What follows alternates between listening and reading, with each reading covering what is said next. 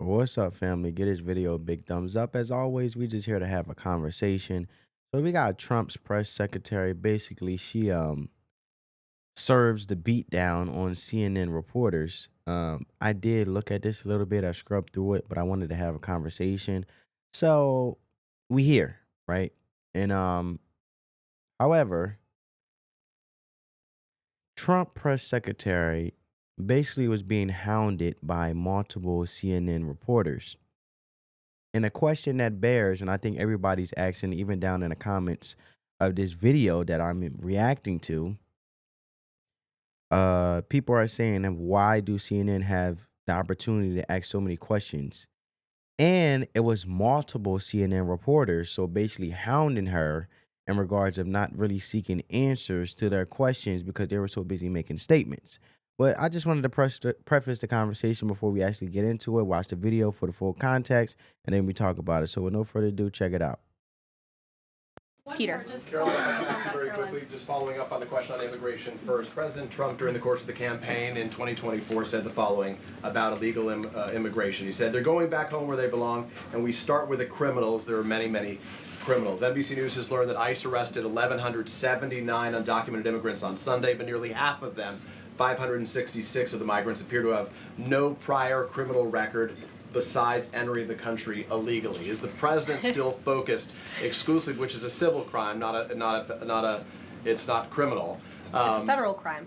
So I'm asking though, he said he was going to focus on those violent offenders first. So is violent offenders no longer the predicate for these people to be deported? The president has said countless times on the campaign trail, I've been with him at the rallies, I know you've been there covering them too, Peter, that he is focused on launching the largest mass deportation operation in American history of illegal criminals. And if you are an individual, a foreign national, who illegally enters the United States of America, you are, by definition, a criminal. And so therefore, you are subject to deportation. I apologize for interrupting. So to be clear, it's not violent criminals do not receive precedence in terms of the deportations taking place. The president has also said two things can be true at the same time. We want to deport illegal criminals, illegal immigrants from this country, but the president has said that, of course, the illegal criminal drug dealers, the rapists, the murderers, the individuals who have committed heinous acts on the interior of our country and who have terrorized law-abiding American citizens, absolutely, those should be the priority of ICE, but that doesn't mean that the other illegal criminals who entered our nation's borders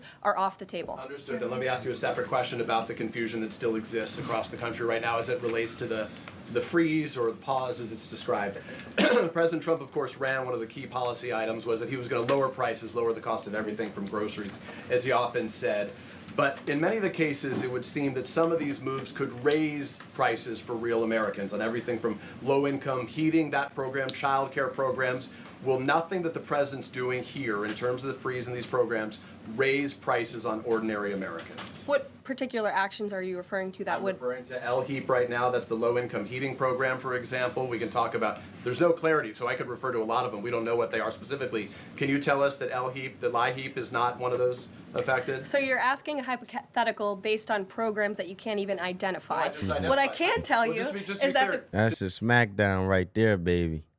See, at the end of the day, you have to substantiate your point. You can't just walk around saying broad blanket statements and then expect her to answer your question more specific. And that's just why I love this administration, because they're very transparent. They hold people accountable, and at the end of the day, they're not messing around. So at the end of the day, if you're going to ask a question and you want to hold somebody accountable in regards of, in this case, Donald Trump, but you're speaking to his secretary, make sure you know what you're talking about. When you're talking about, you should do your own homework, right? Because he's talking about programs in regards that help with energy costs like electricity, right? But then he's not specifying that specific agency in which they are basically mining out and auditing so they can mine out the corruption that has been taking place in Congress right along with these federal agencies. Because we all know that Congress has been pulling the strings of these federal agencies and basically setting the precedent for these agencies to be crooked as they are in the first place, right? But let's continue. Since you guys haven't identified, let's do it together just for Americans at home. Medicaid, is that affected? I gave you a list of examples: Social Security, Medicare, welfare benefits, food stamps that will not be impacted by this federal pause. I can get you the full list after this briefing from the Office of Management and Budget. But I do want to address the cost. And that makes him look so unprepared because he's trying to ask a question in regards of these low income or these programs that are tied to social services that helps and aid the American people. But he's talking about energy costs, but he can't even specify a certain agency. But she threw out all Pacific agencies in which won't be affected, like Social Security, Medicaid, and food stamps, right? So she's more specific, but you want to ask her a question, but can't even be more specific in regards of what you're really talking about. But you just thought you can throw out energy costs and she was just going to give you an answer. I call this more fishing. Let me sit there and make her say something in regards of an agency. So then after she says an agency, then I can sit there and do my homework and basically come at her because they're not really trying to understand her. They're trying to come at her. And that's why she's coming at them with the same energy, but really tearing them apart and articulates herself very well. Let's continue. Cost cutting. Because that's certainly very important, and cutting the cost of living in this country. President Trump has taken historic action over the past week to do that. He actually signed a memorandum to deliver emergency price relief for American families, which took a number of actions. I can walk you through those. He also repealed many onerous Biden administration regulations. We know over the past 4 years, American households has been essentially taxed $55,000 in regulations from the previous administration. President Trump, with the swipe of his pen, rescinded those, which will ultimately put more money back in the pockets of the American people. So deregulation is a big deal. And then when it comes to energy, I mean, the president signed an executive order to declare a national energy emergency here at home, which is going to make America. And y'all want to know why he declared a national energy emergency? You want to know why? Because in the Biden administration, energy policies basically have had a multifaceted impact on energy costs in the United States. And it's influenced by regulatory actions, right? Legislative measures and global market dynamics. And to put it in a simplistic form, earlier in President Biden's term, actions such as pausing new oil and gas leases on federal lands were implemented. So while this pause did not affect existing production, it signaled a shift toward prioritizing environmental considerations over fossil fuel expansion. As we all know, Trump is big on drill baby drill, right? However, we all know that the Biden administration cut down the Keystone pipeline and gave another country in control of America. Well, gave another country control of America's gas and oil prices because he wanted to do away with the whole drilling, right?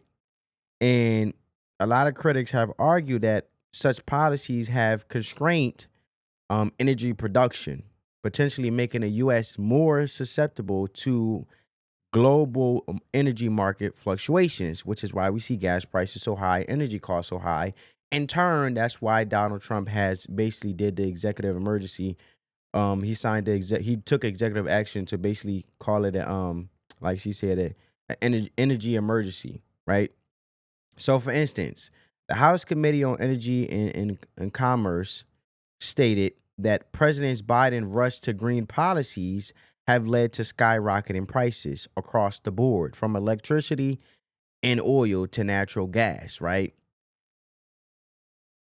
Look, and if you want to look at it in August 2022, when it came to the Inflation Reduction Act and clean energy investments, the administration enacted the Inflation Reduction Act, basically giving substantial funds towards clean energy initiatives. And the act included $9 billion in home energy rebate programs and extend consumer tax credits for energy efficient technologies over a decade. So these measures aim to reduce household energies and expenses and promote a transition to renewable energy sources, right? But the concerns of that in regards to the administration's energy policies, basically like Chevron, the CEO Mike Wirth criticized the moratorium of it when it came to new liquefied natural gas. You know what I'm saying? So basically the restrictions elevated high energy costs and basically compromised, or I should say, made Americans vulnerable when it came to energy security, and let alone it made America and United States in its entirety more vulnerable to be subjected to higher prices. So the whole thing of energy programs and helping restrict costs and basically making it like, see, the Democrats, I found out, and this is a pattern with them. They like to make a problem, and then later on, when it comes time for re-election, they want to act like they came in and saved as the hero of the day. When at the end of the day, the whole thing within this act, when it came to this Inflation Reduction Act, right? It was a mess in its entirety in the first place. It was a problem from the beginning. So at the end of the day, it just made the United States, at the cost of the American taxpaying citizens, it made us more vulnerable and subjected to being controlled by other foreign entities that actually control oil and gas, and we no longer have control of it in-house because he wants to be more renewable, transform, go green energy type vibes, right? Which other countries like, okay, you want to shut down the Keystone Pipeline, you don't want to be in control with no more? Well, okay, at the end of the day, to benefit us, and at the end of the day, when you want oil and gas, you're going to come to us and we're going to determine the price. Let's continue. Energy dominant. We know that energy is one of the #1 drivers of inflation. And so that's why the president wants to increase our energy supply to bring down costs for Americans. The Trump energy boom is incoming, and Americans can expect that. Please share that memo. Thank you. Karoline, I think some of the confusion I think may be here with this pause on federal funding. You've made it clear you're not stopping funds that go directly to individuals, but there certainly are lots of organizations that receive funding and then may pass along a benefit. Meals on Wheels, for one. They provide meals for over 2.2 million seniors.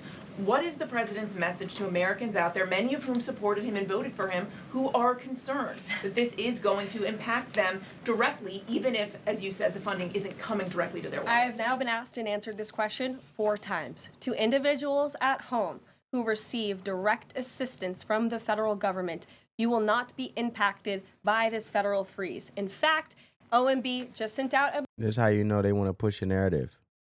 They don't care to listen. That's my point. Because she said it 4 times, basically slandered this woman and said, you will not be affected when it comes to you getting government assistance in your homes. She said it 4 times. And just to expand when it came to the energy costs that they try to throw on her, but they couldn't name an agency. In simple terms, Biden pausing the new drilling leases on federal lands made it harder to export U.S. natural gas, right? So this reduced U.S. oil and gas production, making us more dependent on global markets, which leads to higher fuel prices, okay, people? So at the end of the day, that's why Trump is big on drilling and drill as much as possible, because at the end of the day, when we increase the demand, that means that now that we have so much gas and so much oil produced that we don't need the price of the brick to go up. Prices won't go up because we have it. When you have so much supply, you're just trying to get rid of that joint. So put it like this: if you have a business and you have a clothing brand, right? And you have all these hoodies and pants, right? And you have this amazing system of production where you just constantly pushing out clothes. You want the demand to be as strong as the supply. But if you have so much supply, you don't have to worry about cost. You don't have to worry about basically charging that much because you already got the supply.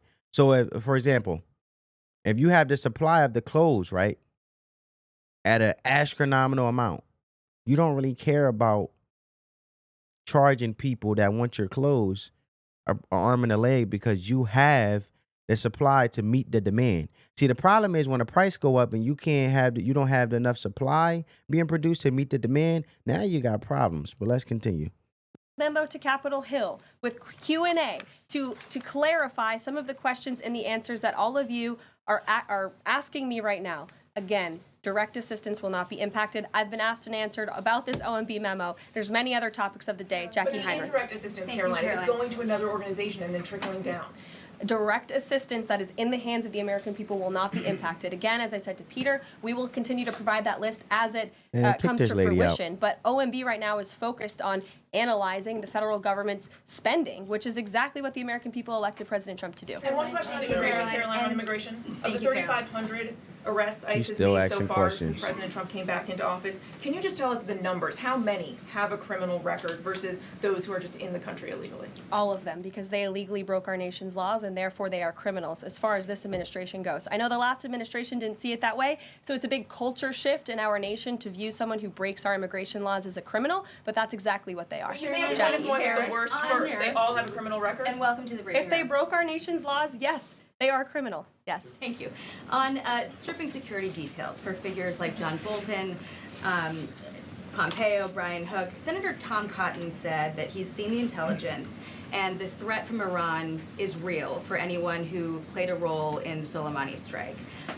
He voiced concern it wouldn't just impact those individuals, but potentially their family, innocent bystanders, friends, anyone who's near them when they're out in public. Is the president open to reconsidering his decision? The president was asked and answered this yesterday, and he was firm in his decision despite some of the comments that you had referenced. And he's made it very clear that he does not believe American taxpayers should fund security details for individuals who have served in the government for the rest of their lives. And there's nothing stopping these individuals that you mentioned from obtaining private security. That's where the president stands on it. I have no updates on that. Is there any concern that this decision might jeopardize the administration's ability to hire the best advisors for these kinds of positions in the future? No, in fact, I've talked to the Presidential Personnel Office, who has told me directly that there is such an influx of resumes for this administration that it's incredibly overwhelming. There is no lack of talent for the Trump administration. Reagan Reed. Would he take any responsibility if anything happened to these people? Would he feel at all that his decision was a factor in that? The president was asked and answered this yesterday. I defer you to his comments.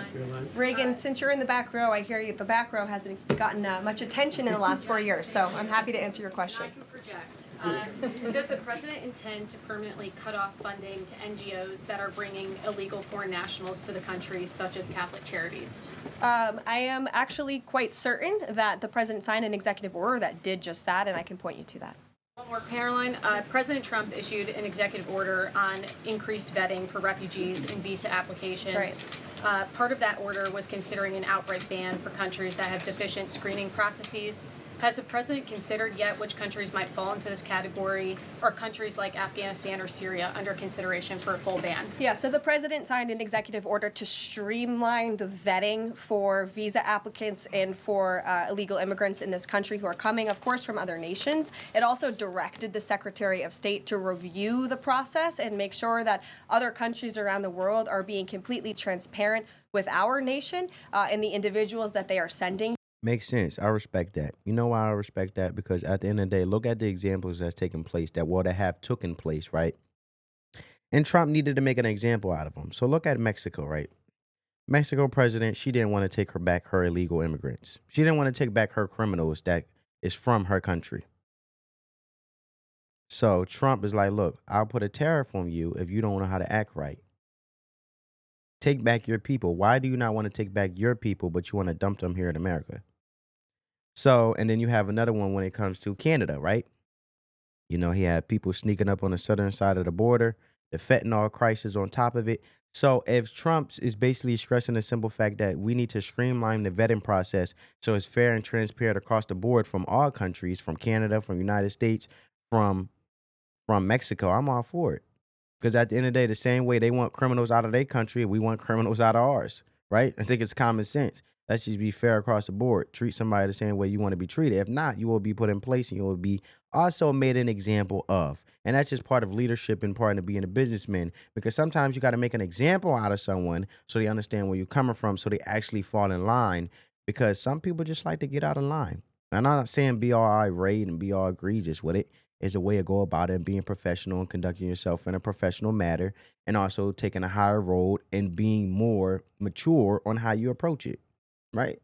So I think that these other countries like Mexico and Canada have been spoiled by basically dumping their trash in the United States because they completely despise us and look at us as weak especially in the past 4 years when it came to the Biden administration, they had no respect for the American people, let alone the United States, and they didn't care what was going on as long as they had the best interests of their a country. And now United States is like, look, we have the best interest for our people. And now we have a true leader that is standing up and actually doing that. It's that simple, man. You can't make this stuff up. Let's continue. Here, and so the Secretary of State has been directed to report back to the president. I haven't seen that report yet. We've only been here for a few days. Caroline, questions for you. One, on the freeze in federal funding. Who advised the president on the legality of telling government agencies that they don't have to spend money that was already appropriated by Congress? Well, as the OMB memo states, this is certainly within the confines of the law. So White House counsel's office believes that this is within the president's power to do it, and therefore he's doing it. Okay, so they disagree with lawmakers who say that they don't have the power to freeze this funding. Again, I would point you to the language in the memo. Look at this, man. Stop being so combative. The Department of Justice, and correct me if I'm wrong, because I'm always open to being wrong, I believe it's Pam Bondi, right? Don't you think that Donald Trump already had mentioned that he is always going to make sure when he operates in whatever action he takes is in the confinements of the law, respecting the law, right? So why would he do something that's basically not allowed from a legality standpoint? You may disagree with it, but it's allowed to happen in the executive branch, let alone in his position, right? Whatever. You don't got to like it, but this is what the American people wanted. Memo that clearly states this is within the law. And all that happened on Friday night, the administration fired several inspectors general without giving Congress the 30-day legally required notification that they were being fired. I think only 2 were left at DHS and the DOJ. And then yesterday we saw several prosecutors, I believe 12, fired from the Justice Department who worked on the investigations into the president. As you know, they are career prosecutors, therefore they are afforded civil service protections. How is the administration deciding which laws to follow and which ones to ignore? So it is the belief of this White House and the White House counsel's office that the president was within his executive authority to do that. He is the executive of the executive branch, and therefore he has the power to fire anyone within the executive branch that he wishes to. There's also a case that went before the Supreme Court in 2020, Scala Law LLC versus the Customs. Well, she over here citing court cases. You ain't gonna tell me she smacked this lawyer down to the ground. Like, literally put her head in the dirt and her foot just went on it and just went, See, that's what happened when you think you got smoke for somebody, you don't know what they know, so you ignorant because it's simple fact, you're not trying to listen. See, the first key thing of having a conversation is listening, but see, when you don't listen and then you operate out of ignorance, you never know what the other person know, and then when they hold you accountable, because this administration is big on holding lies accountable and telling the truth and being very transparent. And Trump's secretary has said that from the beginning, that we will operate these press briefings with more transparency than ever and uphold the truth and only the truth. And if I'm wrong, you can correct me as well. Bureau protection, I would advise you to look at that case, and that's the legality that this White House was resting on. So you're confident that if they bring lawsuits against you, those prosecutors who were fired, that they will succeed? We will win in court, And yes. did he personally direct this, given they worked on the classified documents investigation and the election interference investigation? This was a memo that went out by the Presidential Personnel Office, and the president is the leader of this White House, so it did yes. come from him. Yes, it came from this White House. Caroline? Sure. Thank you. Congrats on your first day behind the podium. Thank you. President Trump ended funding for UNRWA and also designated the Houthis a foreign terrorist organization. That's right. Both were decisions that the previous administration had reversed. So here's my question. Will there be an investigation into who gave the previous administration this terrible advice? Well, that's a very good point. I haven't heard discussions about such an investigation, but it wouldn't be a bad idea considering that the Houthis certainly are terrorists. They have launched attacks on U.S. naval ships across this world, and so I think it was a very wise move by this administration to redesignate them as a terrorist group, because they are, and I think it was a foolish decision by the previous administration to do so. As for an investigation, I'm not sure about that, but it's not a bad idea. Josh. Thank you for the question. I appreciate it. Can you give us an update on the president's plans for his tariff agenda. He spoke a lot about this yesterday, and there's a couple of dates coming up that he's spoken to. Number one, February 1st, he's alluded to both the potential for tariffs for Canada and Mexico, but also China to take effect on those days. What's he thinking about that? Yeah. Should those countries expect that? Again, he was asked and answered this question this past weekend when he took a lot of questions from the press, and he said that the February 1st date for Canada and Mexico still holds. What about the China 10% tariff that he also had used about last Tuesday going into effect on the same day? Yeah. See, Trump is smart. You know why? Because you have to put some people on a trial date. You know what I'm saying? You know how when you open up to a free, you know how when you're interested in Netflix or, you know, YouTube TV or whatever you're interested in, Spotify, and they put you on a free trial period. They give you a little bit insight of what the app has to offer. And also on their end, they're also looking at the user data experience on how you're experiencing with the app so they can also create a more innovative experience, right? So at the end of the day, look at it like this. Trump is basically putting Canada and them basically on a free trial. If you act right, basically, if you act right and you take back your illegals, basically, I am going to basically give you a trial on seeing how you conduct yourself as you say you are, because at the end of the day, you can't just give people a pass, especially in this case when it comes to being a leader and leadership, when it comes to leading the country. They have to basically earn Donald Trump's trust back in regards of basically Trump being a leader and also upholding and securing the American people's safety. That he's a public official and he's basically representing, because that's what a president is. He's basically the negotiator that we can trust, the American people can trust to negotiate on the best interest of the American people. And that is exactly what he's doing. But at the end of the day, you're not about to see her after you just been dumping all your trash on our country and think, oh, I'm going to just trust what you say. Your actions will show, and I will put you on a free trial period. And as you continue to act right, I will renew it so 10% tariffs won't be on you. Now, if you call yourself one cut up, then look, I just give you that tariff beating and I just put the tariffs on you. It's that simple. It's a negotiating tactic, and it's a good tactic, and he's a good negotiator to keep these countries in line, because at the end of the day, they've been out of line for too long and taking advantage of the motherland, the United States of the Americas. The president has said that he is very much still considering that for February 1st. Separately, yesterday he talked also about sectoral tariffs on, for instance, pharmaceuticals as well as semiconductor computer chips. He talked about steel, aluminum, and copper. What's the timeline on those?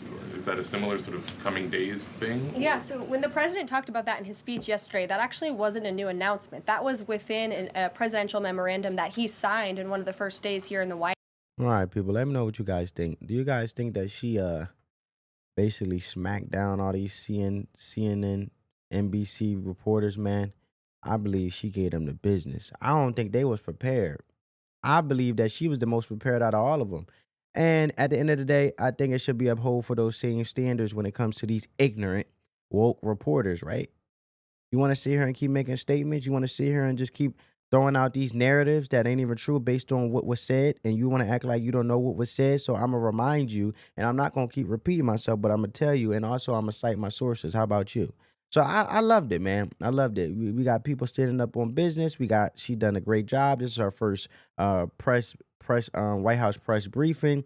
She did a phenomenal job, know how to articulate herself. However, when it comes to these NBC and CNN reporters, I do believe that they need to be held to a certain question minimum, because they can't just keep taking over the press briefing with their antics and wokeness and extremisms and stuff like that, man. They can't keep doing that, man. Look, you got to give other people a chance to ask questions. And on top of that, they need to wear a badge. I did see one guy in there wearing a badge. Why they don't wear a badge? Because I feel like they're using a plethora of extra people that they're bringing along, 3 or 4 different people under the same umbrella of the same network, to get more questions in as possible, so they can continue to create this back and forth narrative, or continue this back and forth, so they can create destructive narratives tied to the administration that they're necessarily not fond of, when they should be receiving the information and passing the truth to the American people, but they want to play political bias games and play politics. But I'm going to leave it there, family. I hope you guys enjoyed this video. On that note, family, peace.